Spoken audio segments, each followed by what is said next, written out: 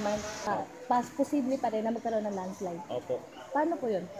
Dahil po yung minsan po yung bundok po, yung ano po natin, dito kunwari po dito po sa Gabaldon, sa case po natin is wala naman pong reported na nagpuputol po ng puno. Pero nagkakaroon pa rin po ng pagla-landslide po, pagguho po ng mga bundok po natin. So, as kung mapapansin niyo po yung mga ano po natin, yung mga landslide deposits po natin dito sa Gabaldon, is meron po siyang mga roots po, yung mga ugat. So indication po no na natural na nabungkal po yung mga puno po natin.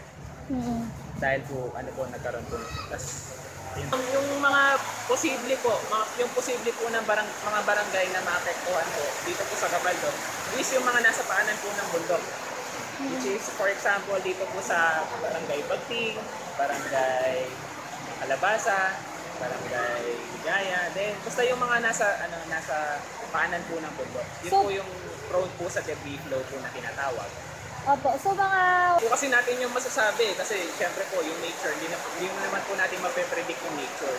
So mahalaga na lang po siguro is yung awareness po, yung may parating po natin sa tao na nasa ano po sila, nasa danger zone po sila at kailangan po natin talaga yung paghahanda.